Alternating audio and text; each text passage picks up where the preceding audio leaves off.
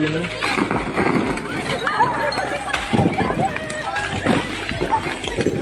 magnitude 6.9 earthquake struck the central Philippines on September 30th, 2025, with its epicenter located 17 kilometers northeast of Bogo City, in the province of Cebu. The quake was initially recorded as magnitude 7.0, generating a high level of alarm among the population and regional monitoring systems.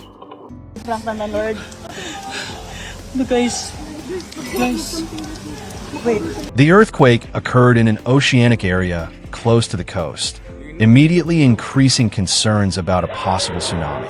Although the exact depth has not been uniformly confirmed, it has been reported to be moderate, enough to cause intense shaking and visible effects on structures in the area.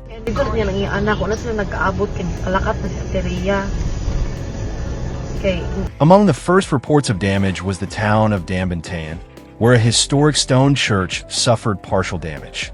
This location became one of the symbols of the earthquake's impact on the province of Cebu.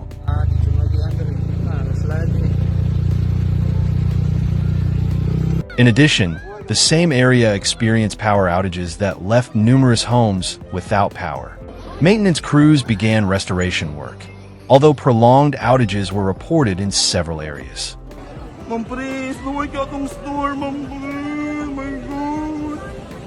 The magnitude of the earthquake prompted the immediate issuance of a tsunami warning for the province of Cebu and other nearby regions, such as Leyte and Biliran. The warning warned of the possible arrival of waves of up to 1 meter high on the coasts closest to the epicenter.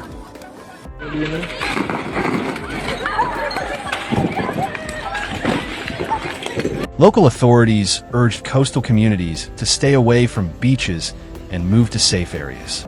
Warning sirens were activated in various municipalities to reinforce preventive evacuation.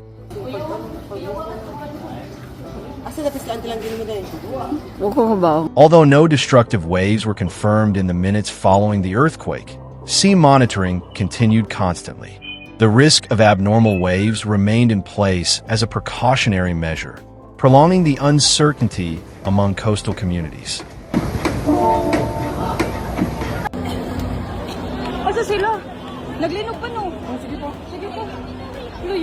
Local media confirmed that, so far, no fatalities or serious injuries have been reported as a direct result of the event. However, vigilance was maintained for the possibility of significant aftershocks.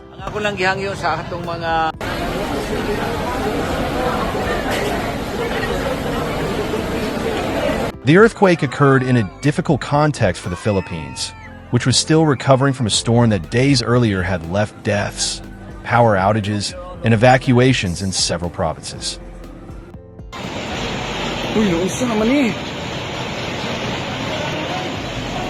This has increased the vulnerability of communities that had already been recently affected, requiring increased attention in areas with previous damage. Experts noted that the Philippines is located on the Pacific Ring of Fire, one of the most active regions on the planet in terms of earthquakes and volcanoes. The country constantly experiences medium and large magnitude earthquakes. The magnitude of 6.9 was confirmed by international monitoring systems, correcting the initial figure of 7.0. This difference did not change the alert level, as both values represent a significant risk in densely populated areas.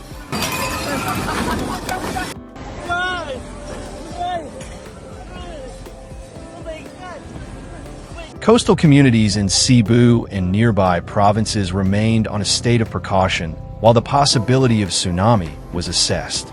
Although no significant waves were observed, precautionary measures remained in place for several hours. In Daanbantayan, damage to the historic church and falling stone fragments were the most visible material effects.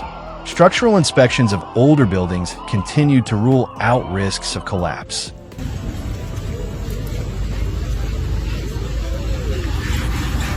Power outages in some areas of Cebu lasted for several hours, hampering communication and access to to updated information for residents. Local authorities insisted that the population follow only official instructions and avoid spreading unconfirmed information that could cause confusion.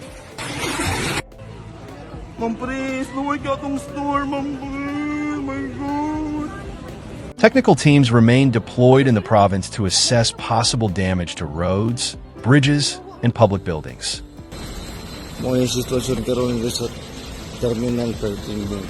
Monitoring possible aftershocks has become a central concern following the main earthquake, as these movements can cause additional damage to already weakened structures. The event has highlighted the need to strengthen critical infrastructure in the Philippines, especially in areas that combine older buildings with high population density. Despite the damage, the rapid response in issuing a tsunami warning and implementing preventive measures has prevented the earthquake's impact from being greater for coastal communities.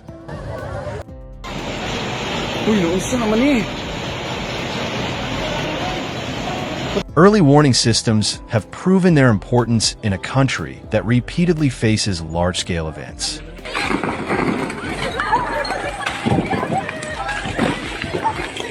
The events of September 30th will be remembered as yet another example of the Philippines' ongoing exposure to seismic risks. Sea monitoring continued for hours until it was confirmed that there was no imminent risk of a tsunami.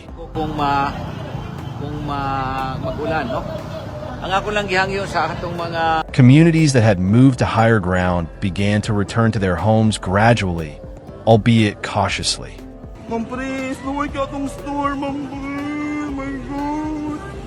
Preliminary reports also included inspections of schools and hospitals to ensure the safety of essential activities. Emergency management agencies confirmed that surveillance will remain active for the next few days, especially regarding aftershocks. The country has once again faced a natural phenomenon that highlights its high geographical exposure to disasters. Guys, wait.